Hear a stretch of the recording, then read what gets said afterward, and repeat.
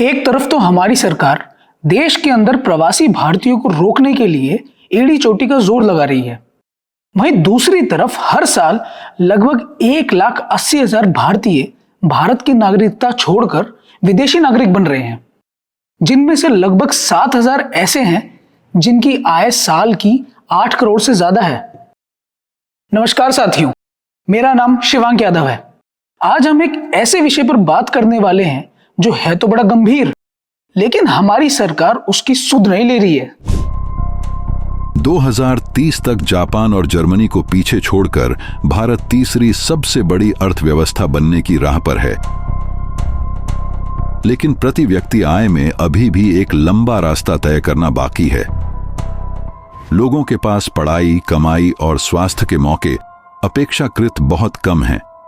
America में बसे भारतीयों पर गहन अध्ययन करने वाले आर्थर डब्ल्यू हेलवेग के मुताबिक भारत के लोगों का देश छोड़ने के पीछे सबसे बड़ा कारण पैसा है। इसके बाद जो कारण आते हैं वह हैं बच्चों को बड़े विश्वविद्यालयों में शिक्षा दिलवाना, अच्छी नौकरी तथा नौकरी पूरी हो जाने के बाद वृद्ध अवस्था में अपना बेहतर भविष्य। इन सब बातों पर विचार करने के बाद ही लोग बाहर विदेशों में जाने की सोचते हैं। भारत में प्रति व्यक्ति आय 1 घंटे के हिसाब से देखे तो लगभग 45 रुपए के आसपास बैठती है, और वही अगर हम ब्रिटेन और अमेरिका जैसे देशों की बात करें तो यही आय लगभग 945 रुपए तथा 596 रुपए के आसपास बैठती है। जाहिर सी बात है कि प्रति व्यक्ति आय के मामले में हम इन देशों के आसपास भी नहीं है। इसके साथ ही इन देशों में श्रम कानून का सख्ती से पालन किया जाता है, जिसके कारण विदेशों में काम करने वाले युवा अपने आप को सुरक्षित समझते हैं और पढ़ाई के बाद बाहर के देशों में काम करना ज्यादा पसंद कर रहे हैं। भारत में रोजगार की दर पहले से ही खराब है। भारत में अपना व्यापार करना भी हर किसी के बस का काम नहीं है। भारत में टैक्स की दर बहुत ज्यादा है। ऐसे में अमीर व्यापारी टैक्स से बचने के लालच में बाहर के देशों में चले जाते हैं, जहां उनको ज्यादा मुनाफा होता है, लेकिन इससे हमारा टैक्स कलेक्शन कम होता है और हमारे देश की अर्थव्यवस्था को नुकसान पहुंचता है।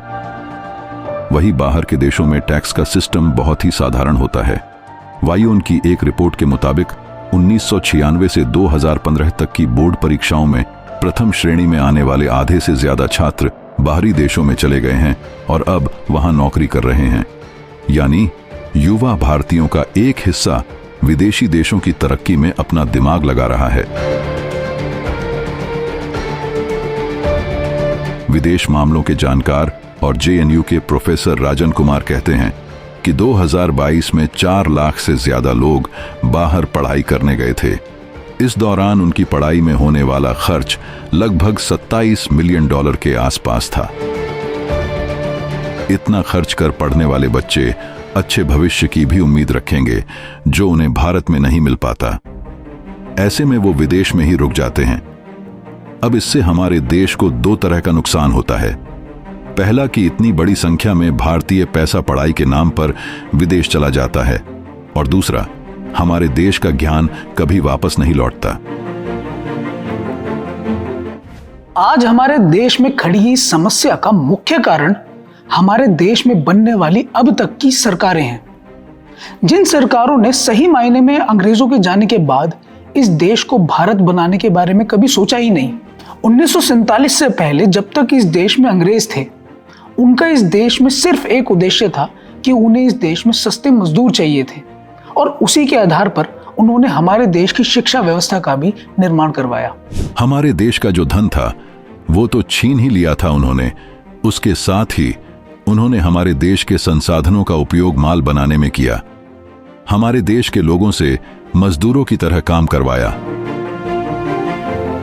उन्होंने देश की शिक्षा व्यवस्था को पूरी तरह से खत्म करके अपनी शिक्षा व्यवस्था लागू करी। उनका भारत में अपनी शिक्षा व्यवस्था लागू करने का एक मुख्य कारण था इस देश में नौकर पैदा करना, क्योंकि उन्हें इस देश में नेता नहीं चाहिए थे, उन्हें नौकर चाहिए थे। अंग्रेजों को ऐसे लोग चाहिए थे जो सुबह काम पर जाए, और शाम को अपने घर वापस चले जाएं। इसलिए उन्होंने यहाँ पर अपनी शिक्षा प्रणाली वाले स्कूल बनाए और जब वह पीढ़ी पढ़ लिख कर बड़ी हुई तो फिर उन्होंने अंग्रेजों के लिए ही काम किया। अपनी मेहनत के बल पर अंग्रेजों को धन इकट्ठा करके दिया और अंग्रेजों ने वह धन अपने देश में भेज दिया। अंग्रेजों के आने से पहले के केंद्र भी बढ़ने लगे।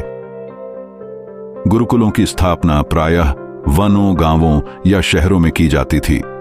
इन शिक्षा केंद्रों में छात्रों को दर्शन शास्त्र के साथ साथ व्याकरण, ज्योतिष तथा नागरिक शास्त्र भी पढ़ाए जाते थे। गुरुकुलों का निर्माण करते समय गुरुकुल बनाने की जगह का खास ध्यान रखा जाता था, जिससे छात्रों को एकांत एवं पवित्र वातावरण प्राप्त हो सके। जब हम धर्मपाल जी के द्वारा लिखी गई किताबों का अध्ययन करते हैं तब हमें यह पता लगता है कि देश के 7 लाख गांवों के अंदर 7 लाख गुरुकुल थे। पुराने इतिहास में इस बात का भी जिक्र है कि स्त्रियों के लिए भी शिक्षा जरूरी मानी जाती थी। स्त्रियों को लौकिक एवं आध्यात्मिक दोनों प्रकार की शिक्षाएं दी जाती थीं। छात्रों में सहशिक्षा को बुरा नहीं समझा जाता था। वैदिक युग में स्त्रियां यज्ञोपवीत धारण करके वेदों का अध्ययन करती थीं। हरित संहिता के अनुसार वैदिक काल में शिक्षा ग्रहण करने वाली 2 प्रकार की कन्याएं होती थीं, ब्रह्मवादिनी एवं सद्योवात। सद्योवात 15 या 16 वर्ष की उम्र तक, जब तक उनका विवाह नहीं हो जाता था तब तक अध्ययन करती थी। इन्हें प्रार्थना एवं यज्ञों के लिए आवश्यक महत्वपूर्ण वैदिक मंत्र पढ़ाए जाते थे तथा संगीत एवं नृत्य की भी शिक्षा दी जाती थी।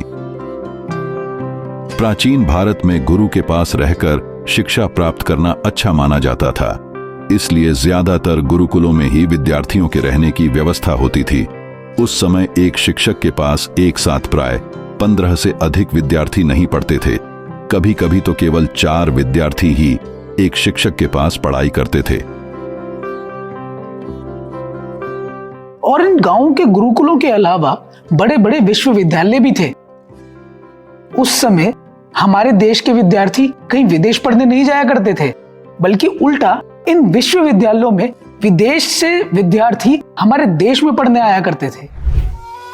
अंग्रेजों के आने से पहले हमारे देश के प्रत्येक गांव में छात्रों के पढ़ने के लिए विद्यालय तथा उच्च शिक्षा के लिए विश्वविद्यालय हुआ करते थे, जिनमें सिर्फ भारत के ही नहीं बल्कि विदेशों से छात्र पढ़ने के लिए आते थे।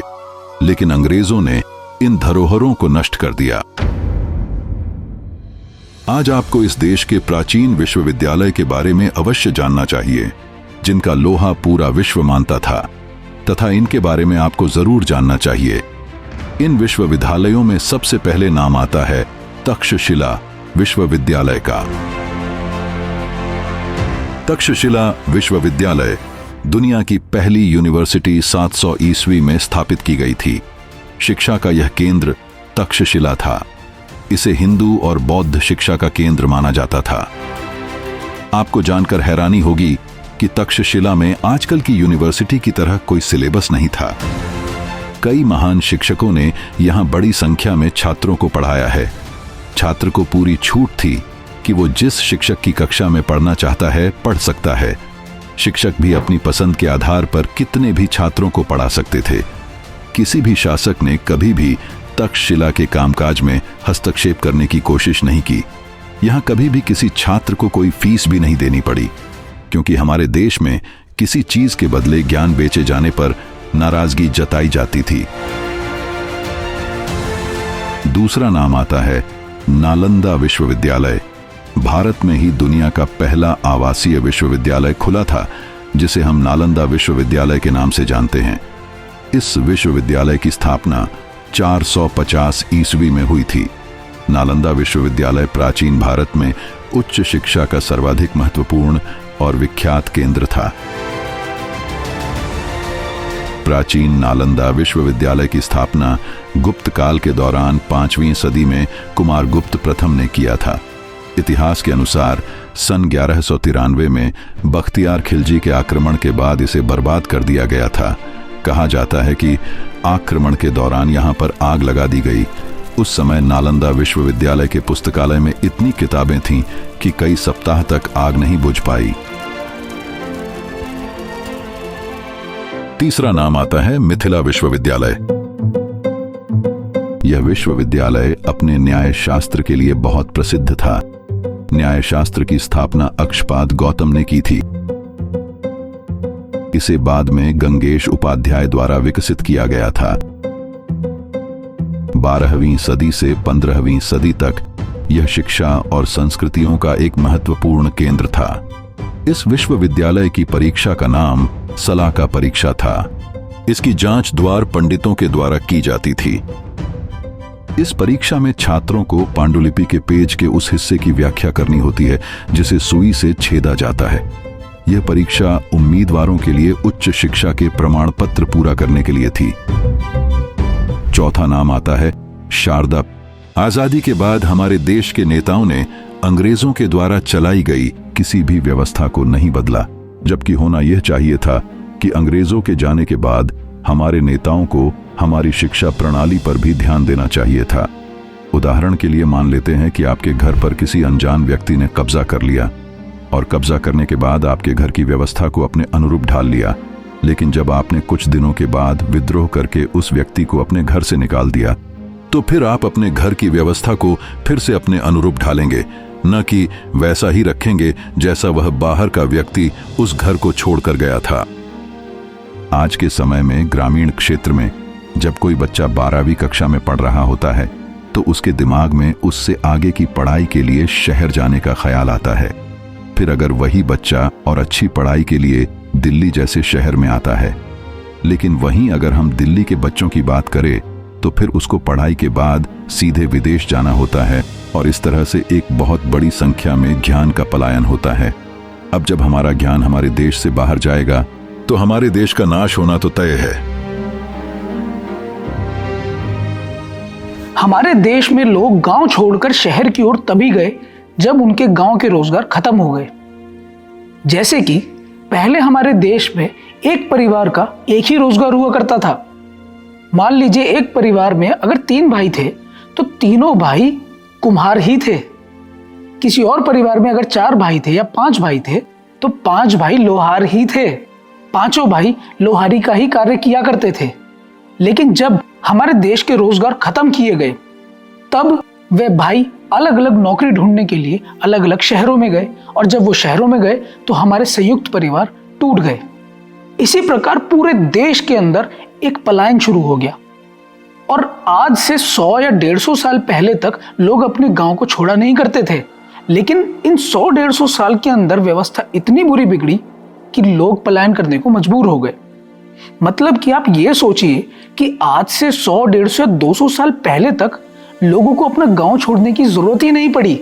इसीलिए इतने हजारों सालों से लोगों ने अपने कभी गांव ही नहीं छोड़े। तो इसीलिए इस बात को समझना हमारे लिए बहुत जरूरी है कि इस पलायन को कैसे रोका जाए, हमारे देश के कीमती हीरो को बाहर विदेश में जाने से कैसे रोका जाए।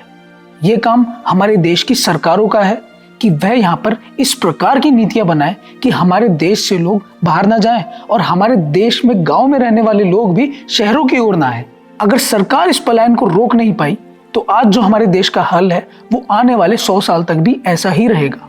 इसी बात के साथ मैं अपनी वाणी को विराम देता हूँ। मिलते हैं अगली वीडियो में, तब तक के लिए नमस्कार, जय हिंद।